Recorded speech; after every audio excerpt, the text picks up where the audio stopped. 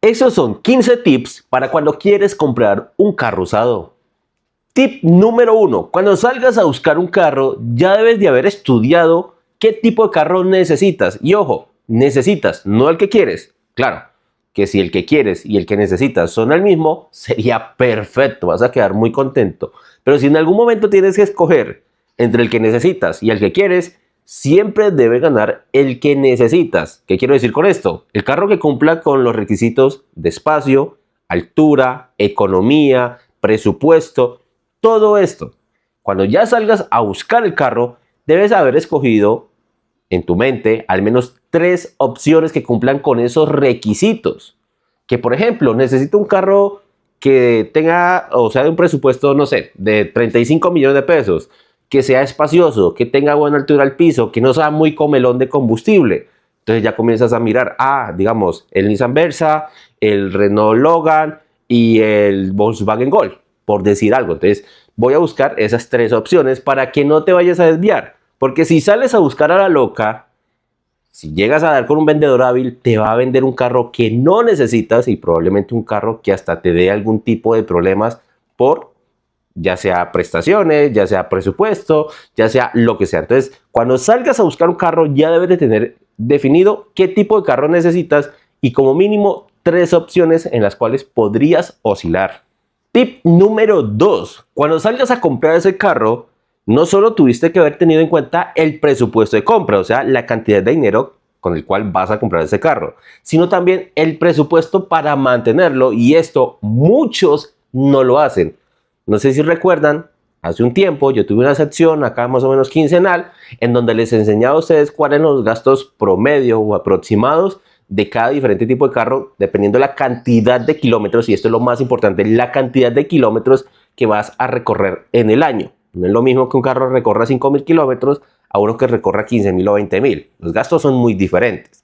Y en algunos carros, esa distancia, esa diferencia entre el kilometraje que vas a recorrer hace un hueco enorme en el bolsillo. Entonces, no solo es saber que voy a gastar 35 millones de pesos en el carro, sino que para mantenerlo al mes en promedio me quedan 300, 400, 500, 600 mil pesos. Entonces, ¿qué tengo que hacer? Bueno, cuando estoy escogiendo esas 3 opciones mínimas en las cuales puedo oscilar, tengo que mirar cosas, y muy importante, como el consumo. No es lo mismo que un carro consuma 55 kilómetros por galón en ciudad, y ojo, lo más importante es que el consumo sea en ciudad. No se quede con los consumos mixtos y menos con los consumos en carretera. Lo más importante es el consumo en ciudad, que es el más alto. Entonces, tengo que mirar el consumo en ciudad. Tengo que mirar cuántos kilómetros voy a recorrer. Y hago una simple regla de 3. Y así voy a saber más o menos, obviamente también con el precio de la gasolina, cuánto voy a gastar en gasolina, que es el ítem más importante, pero no el único.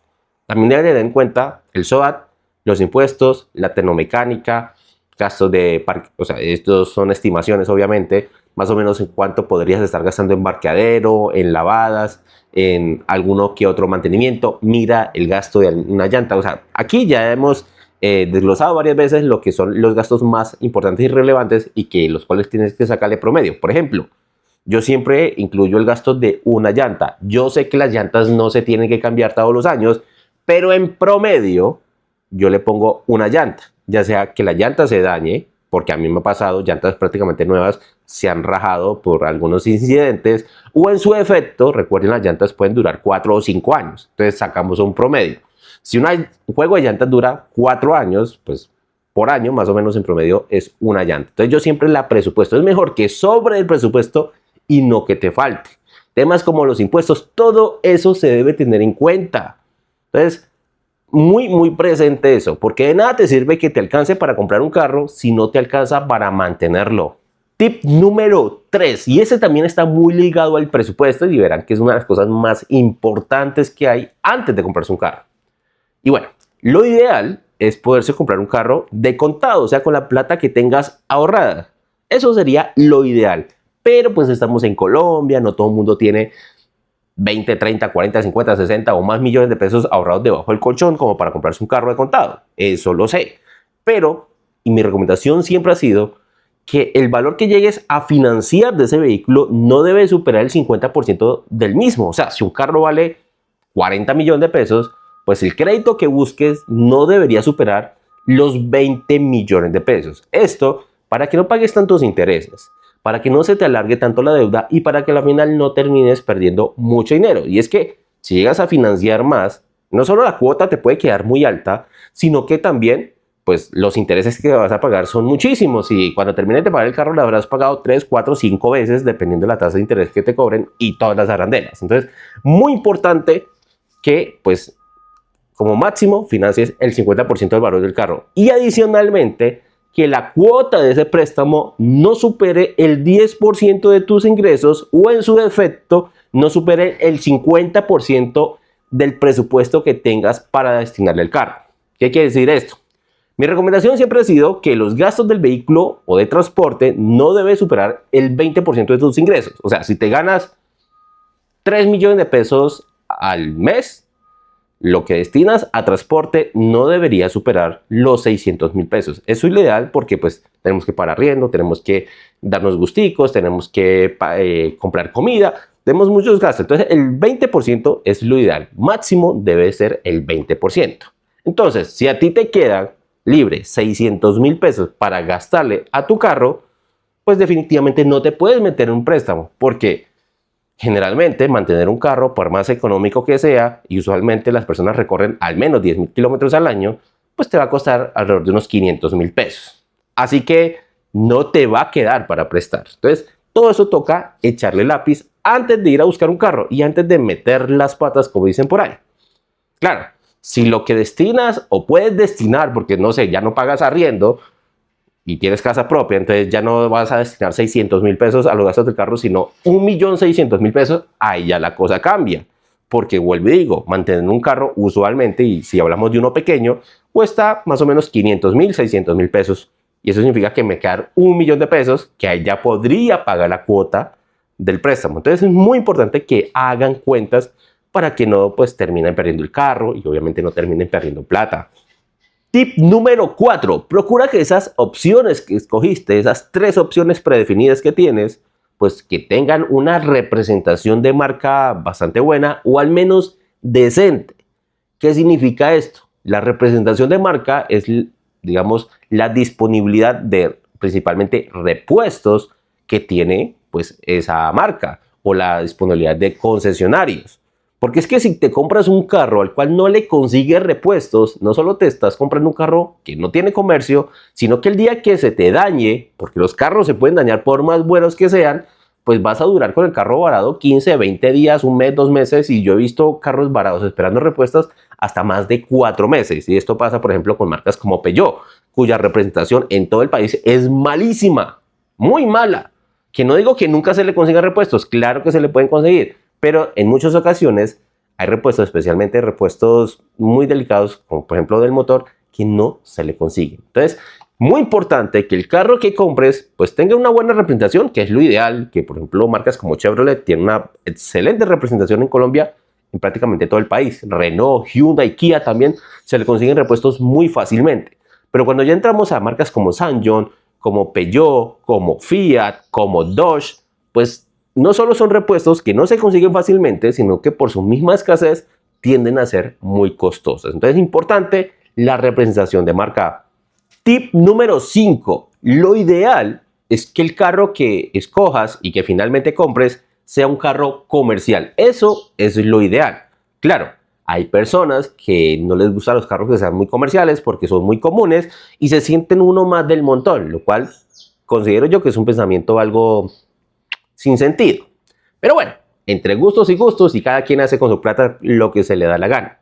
Pero vuelvo y digo, lo ideal es que el carro sea comercial, que tenga muy buen comercio sería lo más ideal, o que tenga un comercio decente. Pero si de pronto el carro que te gusta o en su efecto el carro que necesitas y para el que te alcanza no es un carro comercial, y esto es muy importante, paga un precio prudente por ese carro. Y es que, y mire que me he encontrado con muchos en asesorías que se enamoran de carros por X o Y razón, que no tienen nada, pero nada de comercio, unos completos huesos a nivel comercial. Y comienzan a pensar en pagar precios altísimos. ¿Qué día una persona me buscó para preguntarme si podía pagar un valor por un Peugeot 2008 Claro, es un carro bonito, muy bien equipado, o sea, muy chévere en muchos sentidos. Pero es que le estaban pidiendo como 15 millones por encima de lo que se debería pagar. Y es que no se puede, o al menos no se debe. Porque es que si usted paga un precio muy alto por que no es comercial, el día que necesites venderlo te vas a dar cuenta que te vas a engüesar a la hora de venderlo. Porque hay carros cuyo comercio es tan bajo que la única forma de venderlo es barato. No regalado, pero sí barato. Y cuando pagas un precio muy alto por un carro que no tiene comercio, si llegas a tener la necesidad, y cuando hablo de necesidad es que te toca venderlo porque necesitas la plata como el cuento ya, a la final vas a sentir que estás regalando el carro. O en su defecto vas a tener que esperar mucho tiempo, a menos que tengas mucha suerte, pero generalmente tienes que esperar mucho tiempo para que te den un valor cercano al que pagaste. Difícilmente el mismo valor que pagaste. Entonces, cuando estamos hablando de un carro que es hueso a nivel comercial, procura pagar, y eso va a depender mucho, por eso les toca comprar mi revista Tips Car para que sepan más o menos cuánto es lo prudente a pagar por esos carros. Pues mira y paga eso. No te sobrepases de ese límite porque pues te vas a engüesar y vas a terminar perdiendo dinero. Así que ya saben, si no sabes bien los marcos de referencia, compre la revista Tips Cars o bueno, busca consejo en alguien que se maneje en ese tema para que no vayas a pagar precios demasiado altos. Tip número 6 y súper importante. No le preguntes nada al vendedor más allá del precio. Es lo único que deberías preguntarle al que te está vendiendo el carro. Nada más. Y es que mire, lo digo por experiencia. Muchas personas comienzan a borbandear de preguntas y claro, uno las puede responder, pero cuando usted se comienza a hacerle muchas preguntas al vendedor, se arriesgan a que les mientan. Preguntas como la cantidad de dueños. Usualmente, y cuando hablamos por ejemplo de un compraventero, no sabe realmente cuántos dueños ha tenido. Y también les he dicho, una cosa son los dueños y otra cosa son los propietarios. Los propietarios son los legales, o sea, los que hay un registro legal de que se han hecho traspasos. Y los dueños son personas que han tenido posesión de ese vehículo, pero que nunca le hicieron traspaso. Entonces, si usted me pregunta a mí cuántos dueños ha tenido, pues yo podría mirar en el RUN y decir, no, es único dueño porque solo han hecho un traspaso, o más bien la matrícula, nada más. O ha tenido dos dueños porque tienen la matrícula de un traspaso. Pero realmente estoy diciendo, ha tenido uno o dos propietarios. No sé cuántos dueños ha tenido. Y además es irrelevante en un carro. Y sé que algunos tienen un comentario bastante pesado comparando los carros con las mujeres, pero no es así. Una cosa son las mujeres y otra cosa son los carros, ¿sí? Es irrelevante la cantidad de dueños que ha tenido el carro porque lo importante es el estado del carro, cómo esté el carro. ¿Sí? Entonces, importantísimo no hacerle preguntas más allá del precio. ¿Cuánto vale? Tanto. El resto, todo lo debes verificar tú mismo. Si quieres saber cuántos propietarios han tenido, métete al RUN, que ahí te aparece una información gratuita. Si quieres saber mucho más y quieres saber específicamente cuántos dueños no te aparecen, pues compra un historial del RUN que vale como 40,000 pesos, creo, 30 y algo mil de pesos. Y ahí te dicen, este carro ha tenido 3 dueños, 4 dueños y hasta te da información de los dueños. ¿Qué quieres saber si está al día de impuestos? Pues entra a Hacienda y revisa los impuestos. ¿Que si quieres saber si tiene comparendos? Pues entra al CIMIC y verifica si tiene o deben comparendos. ¿Que quieres saber cuántos kilómetros tiene? Pues abre el carro y mire la cantidad de kilómetros que tiene. Y ojo, no se confíe de esto. El kilometraje se puede bajar. Pagas 80,000, 100,000 pesos y dejas 0 kilómetros del carro si quieres. Entonces, no te confíes del kilometraje. ¿Que quieres saber si el carro está bueno? Pues bueno, ve y hazle peritaje, llévalo a un mecánico, revísalo. El dueño siempre te va a decir, el carro está bueno, o casi siempre te va a decir, el carro está perfecto. Mejor dicho, ese carro es de un profesor, ese carro no lo usan. Te van a decir casi siempre lo mismo. Es muy poquitas las veces que el vendedor es sincero y le dice, no, el carro hay que hacerle esto y esto. Usualmente, cuando se atreven a decir que toca hacerle esto, son detalles menores, pero cuando son cosas graves y sobre todo costosas, no te lo van a decir. Porque obviamente se le va a caer la venta. A menos que el daño sea demasiado evidente. O sea, si prendes el carro y sale el chorro de humo azul, pues muy difícilmente el vendedor te va a decir el carro está bueno. Aunque he conocido a algunos descarados que a pesar de que deja todo cubierto de humo azul, no, es que el carro es algo menor, no se preocupe. Hay descarados así. Pero usualmente te mienten. Entonces, siempre revísalo. No le preguntes. al dueño, ese tipo de cosas. O, por ejemplo, a mí una pregunta que me ofende, debo ser sincero, me ofende que me hagan esta pregunta, ¿por qué lo vendes? ¿A usted qué le importa por qué carajo lo vende? Usualmente te van a mentir, te van a decir, no, es que no lo necesito, o me voy de viaje. Esas son las respuestas más comunes. Rara vez te van a decir, no, es que lo voy a vender porque estoy mamado de este carro que me pida plata. No es que lo voy a vender porque es que este es un hueso. No es que lo voy a vender, o sea, nunca o casi nunca te van a decir una razón negativa del por qué te venden el carro. Te van a decir algo siempre positivo, o te van a decir pues que tienen la necesidad de la plata o tienen que viajar o lo que sea. Entonces, pues digo, es una pregunta que a mí me ofende y muchos lo hacen que no entiendo por qué. ¿A usted qué le importa por qué lo venden? ¿Sí? Pienso yo. Entonces, importantísimo, no le pregunten nada al vendedor más allá del precio. Todo lo deben verificar ustedes mismos o un experto que no esté interesado en venderte un carro. Porque muchas veces se llevan ayudas, amigos o mecánicos que te van a ayudar a revisar el carro, pero ese mecánico, ese amigo, ese conocido te quiere vender un carro o quiere ganarse la comisión por la venta de un carro y todo lo que revisa está malo a excepción de lo que él quiere vender. Entonces, importantísimo revisarlo con alguien que sepa y que no esté interesado en venderte nada. ¿Y qué creen, mis amigos? Pues resulta que terminé de grabar este video y me di cuenta que salió de más de media hora. Obviamente no voy a subir un video tan largo porque lo voy a aburrir, así que voy a dividir este video en dos partes. Esta sale hoy, la otra parte sale mañana para que ustedes tengan muy presente todos estos tips. Muchísimas gracias por acompañarme, espero que les haya gustado y les haya servido la información hasta el momento. Si es así, ya sabe, dale like, comenta, comparte y déjame las dudas que tenga en los comentarios para hacer un respondiendo preguntas el siguiente video. Gracias por verme y nos vemos en una próxima